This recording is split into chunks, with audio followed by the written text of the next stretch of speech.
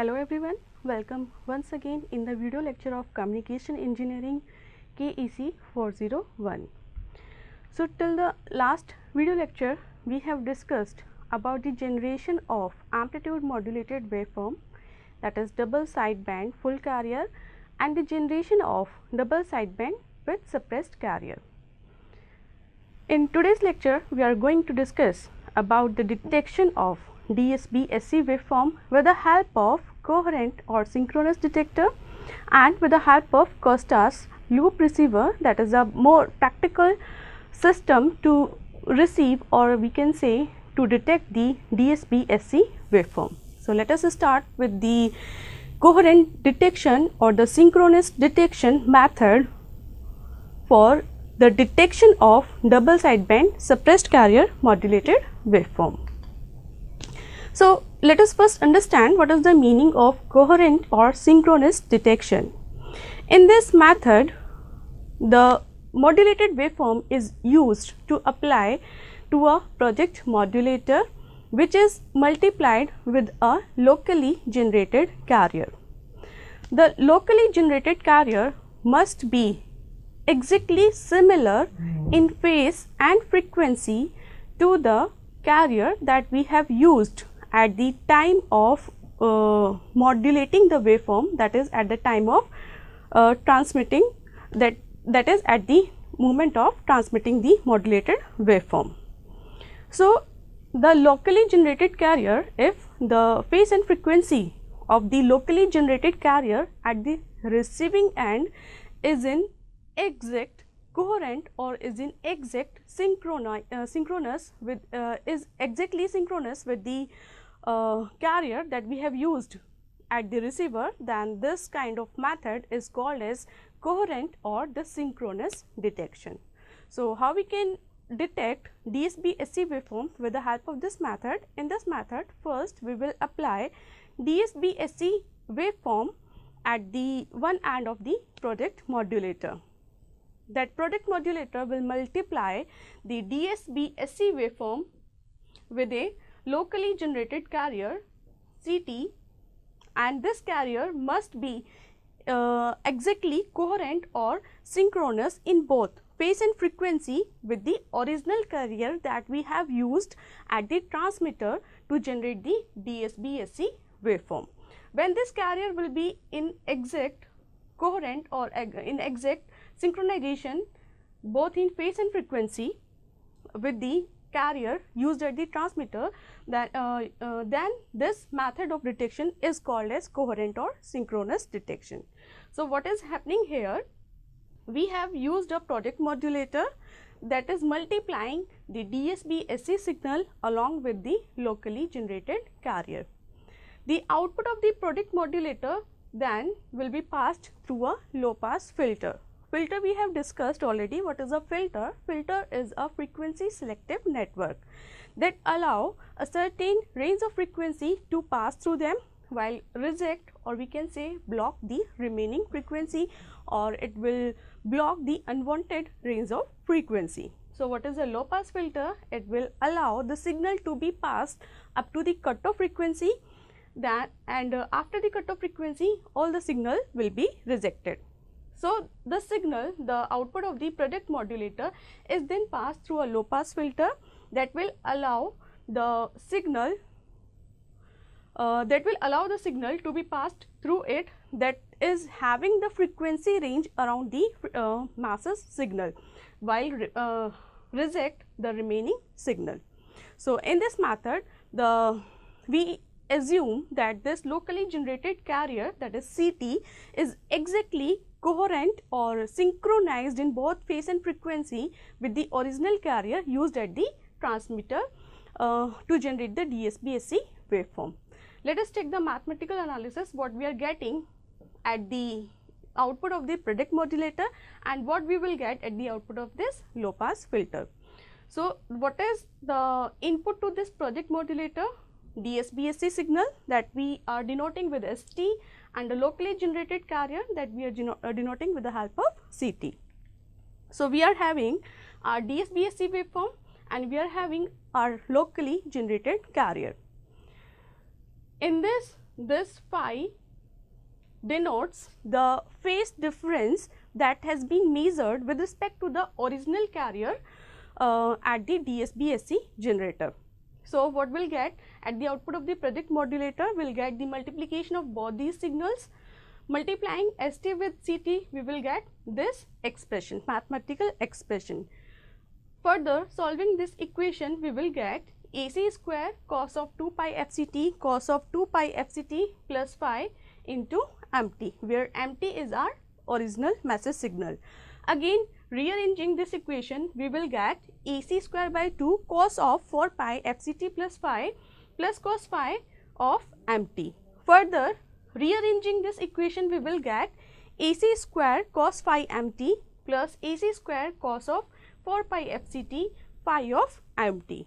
So, at the output of this project modulator, at last what we are getting? We are getting this expression. So, in this expression, in the last expression, what we are having two terms. The first term indicate the message signal MT, that is a wanted term, while the second term with higher frequency component is unwanted term.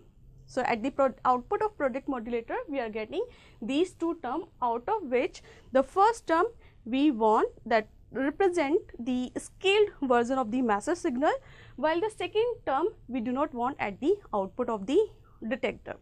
So, this output of project modulator is then will be passed through a low pass filter. The cutoff frequency of low pass filter will be selected in such a manner that it will be around the frequency of the message signal. So, it will allow only the frequency, only the signal having the frequency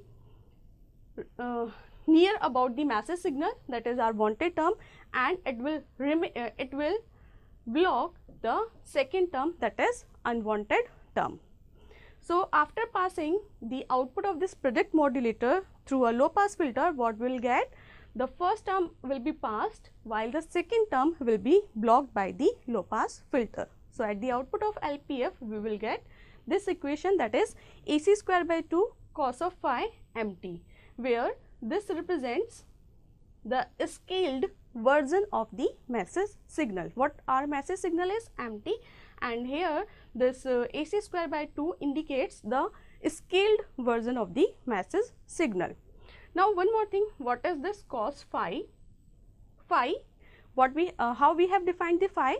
It has been defined as the phase difference taken from the that has been measured from the carrier at the generation side, that is at the transmitting side. So, when this phase difference will be exactly 0, when the value of phi will be 0, that means there is no error in the phase of the carrier used at the transmitter and used at the receiver, then we will get the maximum output, or what we can say, we will get the original message signal back from the modulated waveform, that is DSB-SC modulated signal. So, in this way we used to get the original message back from the DSB-SC waveform. Now, what happens here? What we have considered that there is no error, or we can say that there is no difference between the frequency and phase of the carrier generated with the help of a local oscillator at the transmitting side, at the receiving side, and the carrier that we have used at the receiving side. When there is no phase difference, then this method is called as coherent or synchronous detection. What if there is a phase difference or frequency difference between the carrier generated at the receiving end and the carrier used at the transmitting end? We will have the error, or we will have some kind of distortion at the recovered in the recovered masses. What kind of error we will get, or what will be the effect of difference in the phase and frequency of the carrier used or generated at the receiving end? Let us discuss. what is the effect of phase and frequency error in synchronous detection. So, to demodulate the DSP signal, DSP-SC signal or any kind of amplitude modulated waveform with the help of this particular method, that is synchronous detection, the local carrier that we are using or we are generating at the receiving end must have same phase and frequency at the receiver side. Any difference or any discrepancy in the frequency or in the phase of the local carrier give rise to a distortion in the detected output. So, it is required to consider the following two situations, that the first one is phase error and the frequency error. What is phase error? If the local oscillator has an ideal frequency, that means there is no difference between the frequency of the carrier generated at the receiving end and the carrier used at the transmitting end. So, if the local oscillator has an ideal frequency but arbitrary phase difference measured with respect to the carrier is referred as phase error. Okay. Second one, that is frequency error. What is frequency error? The local oscillator has identical phase but a difference frequency with respect to the carrier is referred to as frequency error. So, now we are considering that the signal or the carrier that we are generating with the help of this local oscillator is having frequency error of del omega and phase error of phi. So, what if this carrier is having phase and frequency error? So, if we assume that the locally generated carrier signal with phase and frequency error, that is phi and del omega, such that in that scenario what CT will become? CT will become CT is equals to AC cos omega c plus del of omega t of plus phi. So, what we will get at the output of low pass filter when we have considered that there is no phase difference or frequency error between the carrier used generated at the receiving end and the carrier used at the transmitting end. The output of the low pass filter was Yt is equals to AC square by 2 cos of phi mt. Phi was 0, then we will get AC square by 2 mt, that is the scaled version of the masses signal. Here we have considered frequency error as well as phase error. So, at the output of low pass filter we will get AC square by 2 mt into cos of del omega t, where del omega is frequency error and phi is phase error. So, let us discuss one by one. What if there is no phase error but there is frequency error? What if there is no frequency error but there is a phase error, or if both kind of errors are there? Case 1, when we are considering that both kind of error, that is phase error and frequency error, both are 0. When there is no phase difference or there is no frequency difference between the carrier generated at the transmitting carrier generated at the receiving end and the carrier used at the receiving end, then we will get Yt is equals to AC square by 2 mt. That is the maximum output. We will get no distortion in the detected masses signal. Here we have considered the first case that both del omega and phi both are 0. Okay. The second case we are considering when there is only frequency error and there is no phase error. That means del of omega not equals to 0 and phi equals to 0. So, in this expression putting phi equals to 0, but considering the effect of frequency error, that is del omega, what we will get at the output of low pass filter? We will get Yt equals to AC square by 2 mt cos of del omega t.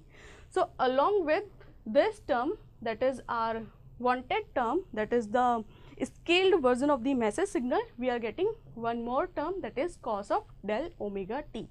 So, the presence of this term will cause the undesired distortion in the detected masses signal. Okay.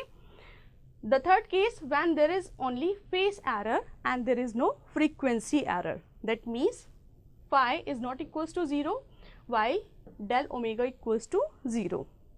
So what if we are considering the presence of phase error? What we'll get at the output of low pass filter? We'll get this equation, AC square by 2 mt cos of phi. Okay. When this phi will be 0, then our output will be maximum because cos 0 equals to 1.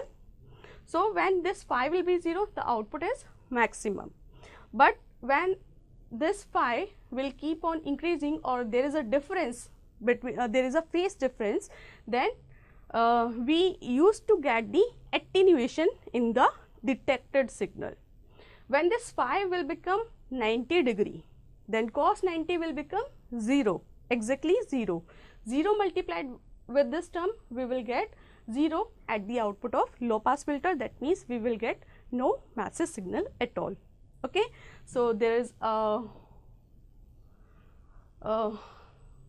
severe effect of this phase error in this synchronous detection method. What if both the term, that is phase error and frequency error, both are non-zero? When both are non-zero, then we get an attenuated and distorted waveform or the massive signal at the output of low pass filter. So when we are considering this synchronous or coherent detection method for the demodulation or for the detection of DSB-SC signal, then it is a must condition that the carrier that we are generating with the help of this local oscillator at the receiving end must be synchronized, must be similar, or must be exactly coherent with the carrier used at the transmitting side to generate the DSB-SC waveform.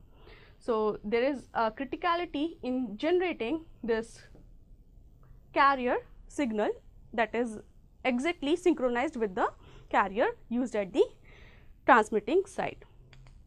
This is the disadvantage of this method. So what we can do, we can have the next method for the detection of DSB-SC waveform. What is that method? That is Costas receiver. This is a more practical synchronous receiver with the help of which we can detect the DSB-SC waveform. In this method, we will have two product modulator. The input of both the product modulator is same, that is our DSB-SC waveform. What is this? This is our DSB-SC waveform. Okay. The another input to this product modulator is coming from a voltage controlled oscillator, that is also abbreviated as VCO, and one of at the product modulator used below is getting the another input from VCO after having minus 90 degree phase shift. Okay. So what happened here? This product modulator will provide the multiplication of this DSB-SC waveform with this locally generated carrier, that is cos omega Ct plus phi, and the another one is 90 degree phase shift, that is sin omega Ct plus phi. When there is no phase difference between the carrier generated with the help of local oscillator, that is there is no difference in the phi, then what we will get? The output of this product modulator is then passed from a low pass filter. We will get the maximum output, that is the scaled version of the massive signal. Okay. What we will get at the below? Sin phi, when phi is equals to 0, then sin 0 is equals to 0, will get nothing from the lower portion. We have two sides in this particular method. The upper detector portion is also known as in phase channel or I channel. The lower detection portion is also known as quadrature phase channel or Q channel. Okay. So when there is no phase difference between the carrier generated with the help of local oscillator, then we will get from in phase channel the maximum output, that is our detected massive signal, and nothing or 0 from this Q channel. when there is a slight phase difference between the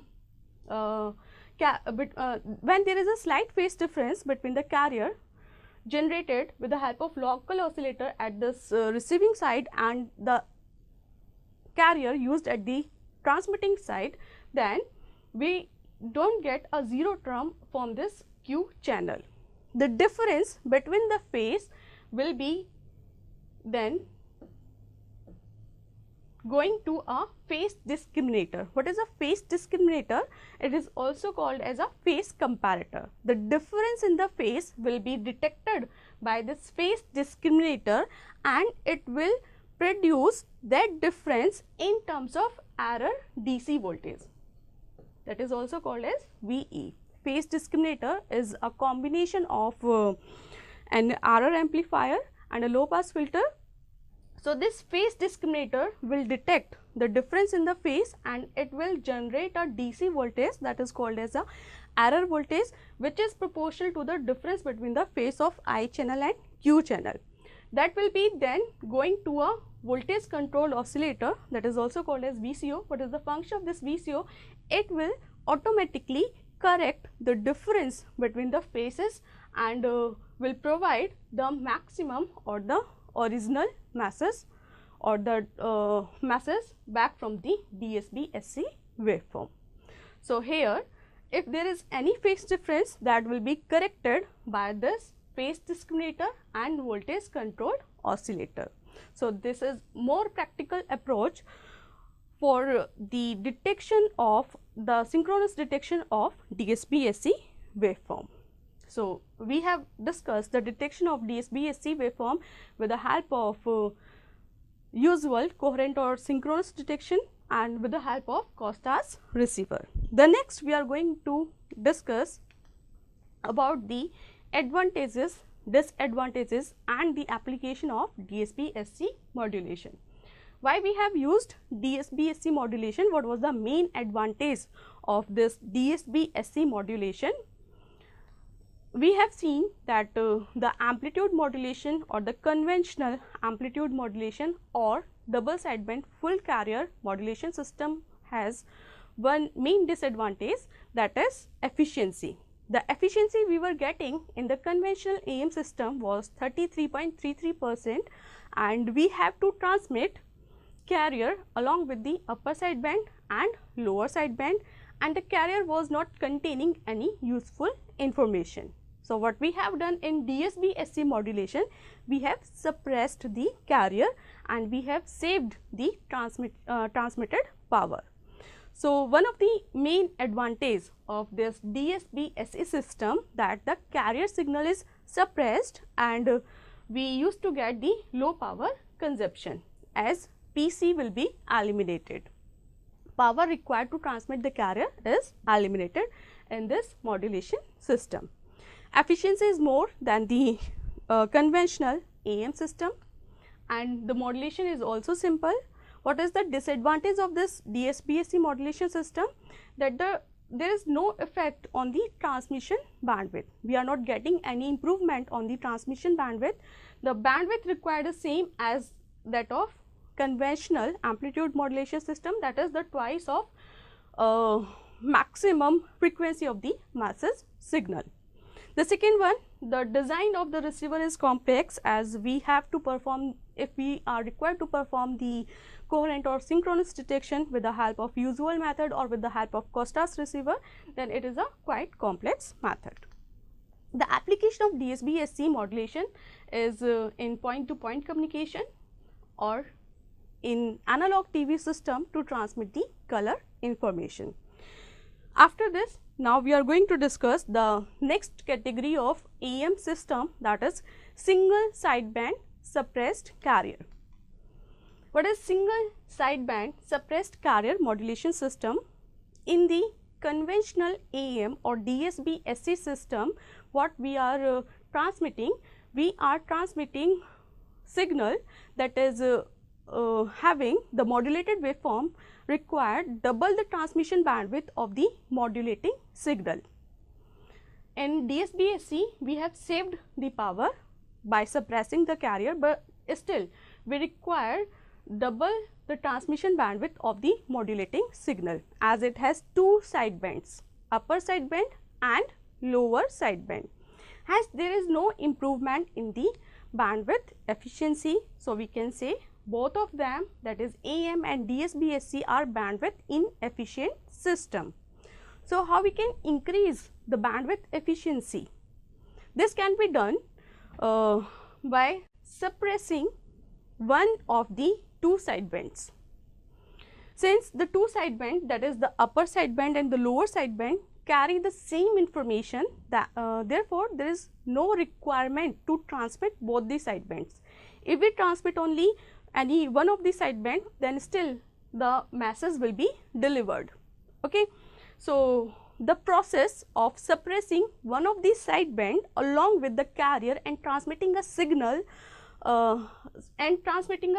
having single sideband is referred to as single sideband suppressed carrier system. So in single sideband suppressed carrier system, that is SSB-SC, what we are doing, we are suppressing the carrier also and we are suppressing one sideband also. Okay. So how we can generate a SSB-SC waveform? This SSB-SC signal can be generated with the help of frequency discrimination method, that is also known as filter method, and the second one is phase discrimination method, that is also called as phase shift method. So let us discuss one by one the generation of SSB-SC signal. First, we are discussing the generation of SSB-SC waveform with the help of frequency discrimination method.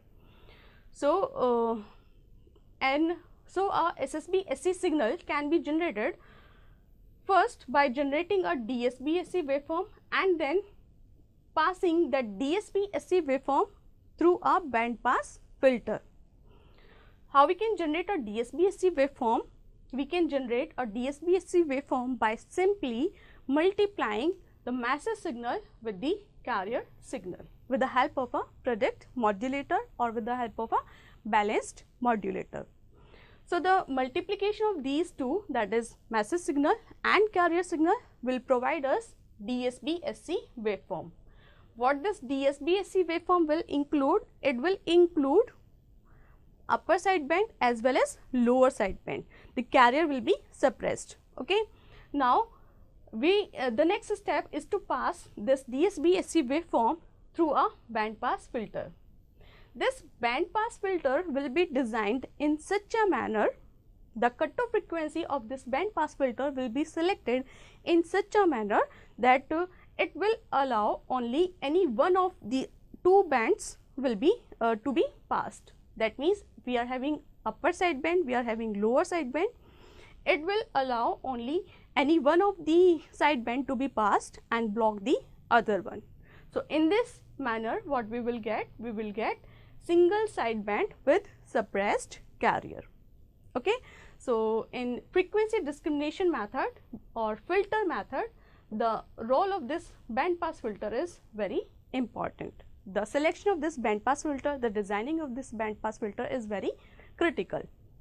The frequency range of this band pass filter is selected as the spectrum of the desired SSB wave. Thus, it will pass only one of these sidebands and produce the SSB-SC modulated waveform at the output. What was the main problem with this? What is the main problem with this method? The designing of this band pass filter. Let me show you. This spectrum we will discuss. Here we have the spectrum of massive signal. This is the frequency domain representation of the massive signal. This is our conventional amplitude modulated waveform signal representation of frequency domain or the frequency spectrum of AM signal, where we are having our lower sideband, upper sideband, lower sideband along with carrier. Okay, this is conventional AM system. In DSB-SC system, we have suppressed the carrier. DSB-SC system will have only lower sideband and upper sideband. In the next, that is SSB-SC system, here we have only one of these two sidebands, either upper sideband or the lower sideband only. That will depend on the requirement whether we want upper sideband to be there or whether we want lower sideband to be there. Both these both the bands, these sidebands will contain or will carry the same information. Okay. So, what was the main problem with this frequency discrimination method? The designing of this band pass filter. We have to design a filter with very critical cutoff frequencies. As we have seen in the frequency spectrum, both the sidebands, that is upper sideband and lower sidebands, are very close to each other. So, we need to design a filter that will exactly pass only one of the sideband, which is very complex thing. So, the designing of this band pass filter is very critical if we are selecting this method for the generation of SSB-SC waveform. What is the another method for the generation of this SSB-SC waveform? That is phase discrimination method. What we do here we do not have we don't have the need to design a filter very critically. Then how we can generate the single sideband suppressed carrier modulated waveform? Here we have two predict modulators. The input of these two predict modulator is a massive signal. One is direct massive signal, and to the other predict modulator we are providing the -90° phase shift version of the massive signal. How we can take this -90° phase shift of the massive signal? That can be taken with the help of Hilbert transform. There is a transform in signals and systems with the help of which we can provide exactly 90° phase shift to each component of the signal. So, by taking the Hilbert transform of this massive signal, we can generate -90° phase shift version of the original massive signal that will be given to another predict modulator. Okay. Here we have a local oscillator. The next step is to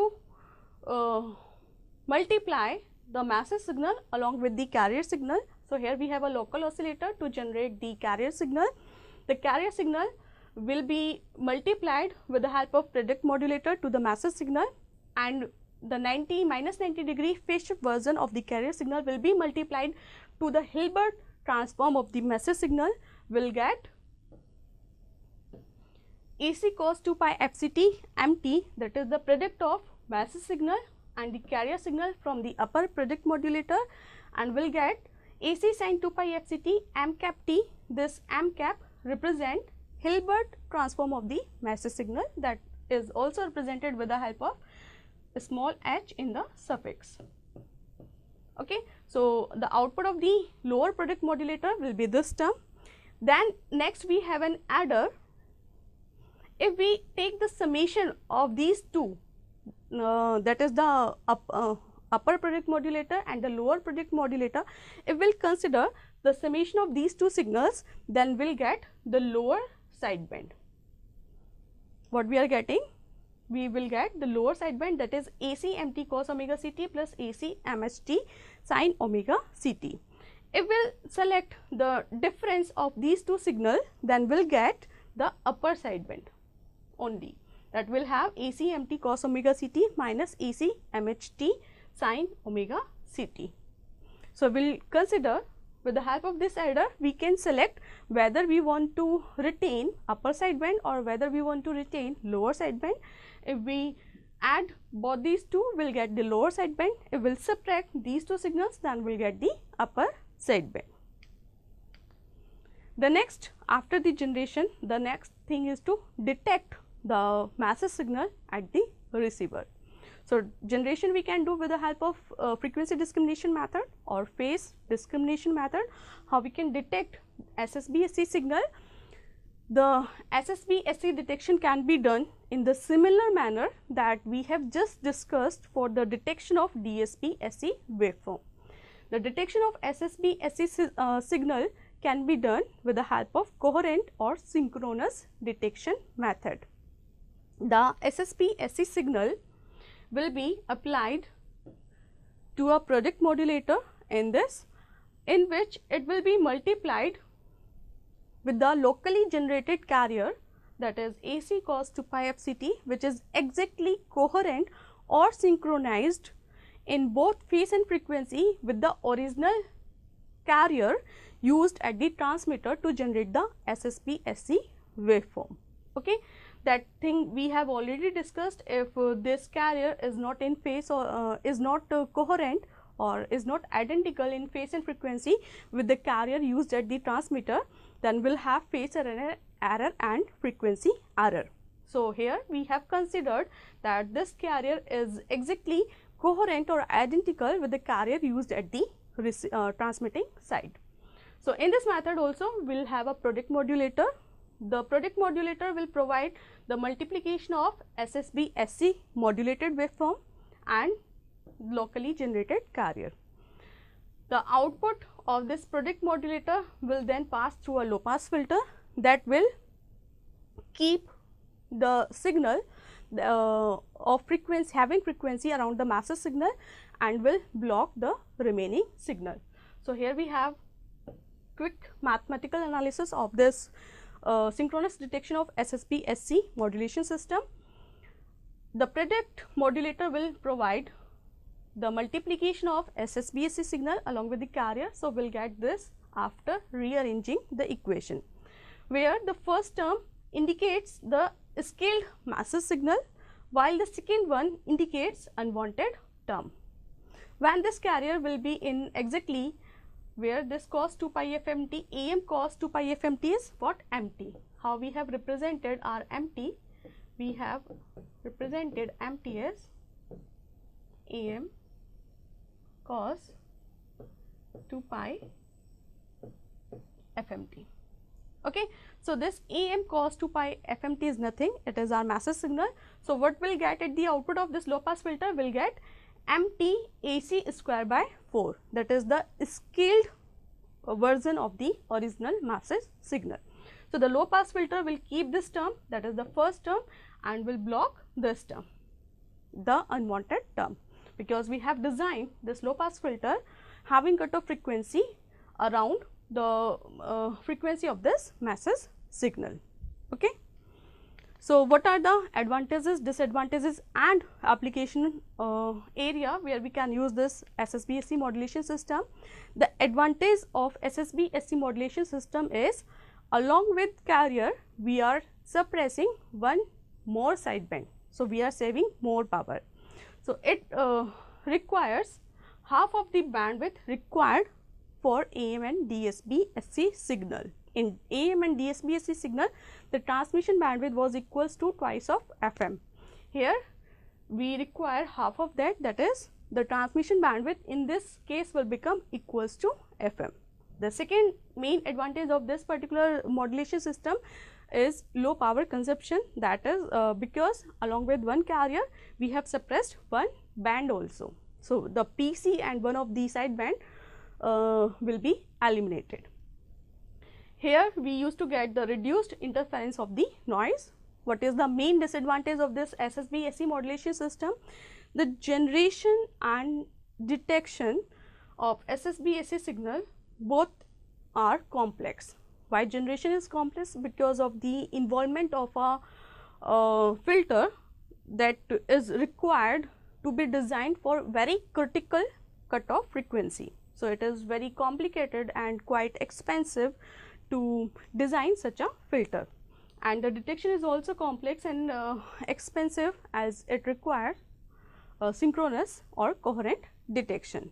Where we can use SSB-SC modulation, we can use where we require low power consumption. So, we can use SSB-SC modulation where in point to point communication, in mobile communication, in telemetry or military application, or in any kind of application where low power consumption is required. Okay. So, what is the main problem with this SSB-SC system? The designing of sideband filter. The designing of that sideband filter is very critical. So, how we can overcome this limitation? For this, for that we have another method that comes under the category of various AM system, that is vestigial sideband modulation. Okay. What is vestigial sideband modulation? Let us understand one by one. In SSB-SC, it was very difficult to isolate one band because both the bands are very near to each other, where the edge of one band is completing, the edge of another band is starting. So, the designing of filter is very difficult, and it is very difficult to isolate one band from the another band. So, in SSB-SC modulation, practically we may not get the entire sideband frequency component, which causes loss of information. To overcome this difficulty, we have a technique which is a compromise between DSB-SC and SSB-SC. That technique is called as vestigial sideband with suppressed carrier, that is VSB-SC technique. What is this vestigial sideband suppressed carrier technique? Here in VSB-SC modulated signal, we used to get the one complete band and a part or a trace of another unwanted band. What is this VSB modulated signal? Here we will get the one complete band, that is either USB or LSB, and a part of another unwanted band. The meaning of this word vestige is trace or part. That is why this technique is called as vestigial sideband modulation. So, to in VSB modulated signal, what will have a complete wanted sideband and a part or a trace of another unwanted sideband. Okay. So, how we can generate this vestigial sideband modulated waveform? Similarly, as we have generated the SSB-SC signal, first we will have a project modulator. The project modulator will multiply the message signal along with the carrier signal. Here we will get DSB-SC waveform.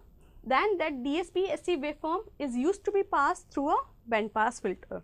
Here we will use the word sideband filter or shaping filter.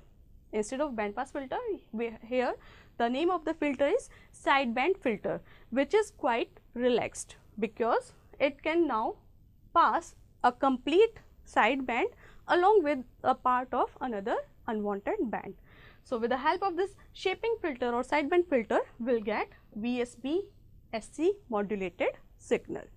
The detection of this VSB-SC modulated signal can be done in the similar way as we have with the help of the method that we have used for the detection of DSB-SC waveform with the help of coherent or synchronous detector, or the method that we have seen for the detection of SSB-SC modulated waveform, that is coherent and synchronous detection method. Where we can use this VSB-SC modulated waveform, what are the advantages, disadvantages and application? The main advantage of this VSB modulated waveform, that is the reduction in the bandwidth in comparison of conventional AM and DSB-SC. Its bandwidth is quite more than SSB-SC, but it is still lesser than DSB-SC modulated waveform. Another one, due to because it allow a part of another band, so the designing of filter is relaxed and easy, and it is not very critical. What is the main disadvantage of VSB-SC modulation system? Bandwidth is slightly more when compared to SSB-SC waveform, and its demodulation is quite complex. Where we can use this VSB-SC modulation system, we can use it for the transmission of television signals. It is, we can say, the major application area of this VSB-SC modulation system. So, let us discuss the frequency spectrum of each kind of AM system once again. So, here I have represented the message signal. This is some arbitrary message signal is represented in frequency domain. This is the very first figure is showing the frequency spectrum of the message signal having frequency from -FM to FM. Okay. The next figure is showing the frequency spectrum of the AM signal, conventional AM signal, that is DSB, full carrier modulated signal having upper sideband, lower sideband. If carrier is having frequency FC, that is indicated with this arrow, that is carrier. So, what is the main logic behind this amplitude modulation? The amplitude of carrier will vary according to the instantaneous value of message signal. So, here we will get upper sideband that is having the bandwidth FC plus FM and lower sideband having the frequency FC minus FM. That this is conventional AM, this is for conventional AM system. In DSB SC, what we will get? The carrier is eliminated and we are having only upper sideband and lower sideband. In SSB SC, in the spectrum of SSB SC, we will have either upper sideband or lower sideband. The one sideband and carrier is eliminated. Okay, so this is the representation, this is the way to represent SSB SC waveform frequency spectrum. The last one is vestigial sideband modulated waveform. How we can represent that? Here we have one full upper sideband. For example, if we want upper sideband to be at the output, so one full band, that is upper sideband. It can be lower sideband also, it can be upper sideband also. Here I have represented the case of upper sideband and a part of unwanted sideband, that is lower sideband. So, in vestigial sideband modulated signal will have one complete required or wanted sideband and a part of another sideband, trace of another sideband. So, its bandwidth will be slightly more than the SSB SC waveform. So, here now we can compare all various kind of AM systems on the basis of bandwidth requirement, on the basis of power consumption, transmission efficiency, power saving and the receiver and complexity. We have studied these 4 different kind of amplitude modulation system. The first one is conventional amplitude modulation system or double sideband full carrier system, then double sideband with suppressed carrier, then single sideband with suppressed carrier and vestigial sideband modulation system. The bandwidth requirement in AM and DSB SC is twice of omega m. In SSB SC, its minimum, that is omega m, and in VSB it is omega m plus omega v, where omega v represents the part of the bandwidth of the unwanted sideband. So, the minimum transmission bandwidth we are getting in case of SSB SC. Power consumption in case of conventional AM is equals to the summation of carrier power, upper sideband power and lower sideband power. So, it is equals to PC1 plus m square by 2, where m is the modulation index. In case of DSB SC, it will be PC m square by 2 only, because PC carrier is suppressed. So, we are required to transmit only 2 sidebands. So, the power consumption is decreased in case of DSB SC. In case of SSB SC, along with carrier, one of the sideband is also suppressed. So, we are getting power consumption equals to PC m square by 4. In case of VSB SC, it is lesser than DSB SC, but quite slightly more than SSB SC. So, again in SSB SC we are getting minimum power consumption. Similarly, power saving is AM is low, in DSB SC is high. In comparison of AM, it is 67% for modulation index equals to 1.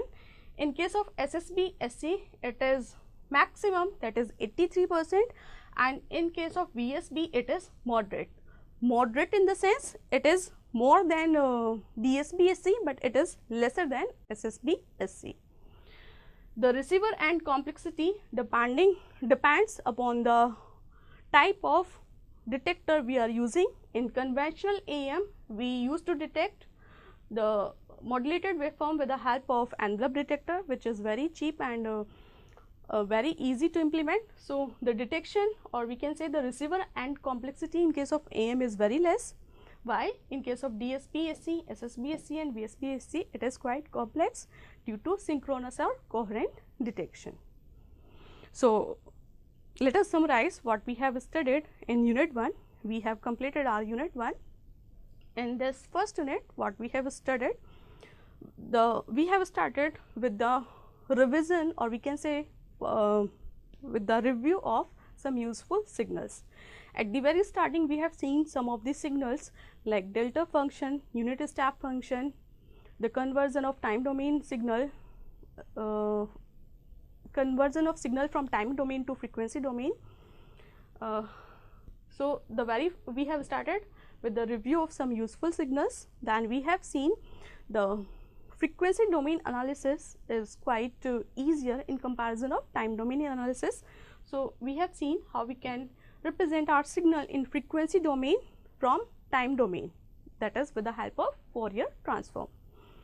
Then we have discussed the basic block diagram of communication system, what are the essential components for forming a complete communication system. In communication system, we have seen the very important component of the communication system was modulator, which is used at the time of transmitting the signal. So, we have then discussed the modulation, meaning of modulation, what do we understand by the term modulation. What is modulation? That is we can say the conversion of a low frequency signal to a high frequency signal. The process of converting a low frequency signal to a high the process of converting a low frequency signal to a high frequency signal, we can say is a modulation. In modulation, some of the properties of a carrier signal, which is generally a high frequency signal, will vary according to the amplitude, phase or frequency of the message signal.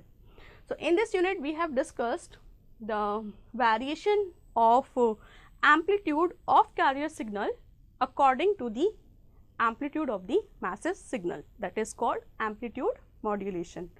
Then we have discussed the generation and detection of various AM system, that is conventional AM system, DSB-FC, then DSB-SC, double sideband suppressed carrier system, single sideband suppressed carrier system and vestigial sideband suppressed carrier system. We have discussed the generation and detection of each of these amplitude modulation system. DSB-FC detection we have done with the help of envelope detector. Rest 3 for the DSB-SC, SSB-SC and VSB, we have discussed the synchronous or the coherent detection. We have seen what is the effect of phase or frequency error on the detected signal. Before that, we have also discussed the calculation of transmitted power and efficiency, what amount of power we require to transmit a modulated amplitude modulated waveform. What efficiency we will get? What is efficiency? It is the ratio of useful information to the power required for transmitting the useful information to the total power required for transmitting the modulated waveform. So, the efficiency in case of amplitude modulation, we used to get 33.33%, that is minimum. Maximum efficiency we used to get in case of these three, that is DSB-SC, SSB-SC and VSB. The maximum power saving is in the case of SSB-SC, that is around 83%. And then we have also discussed the advantages, disadvantages and application area where we can implement these various amplitude modulation system. So, this is all about unit 1. Thank you everyone.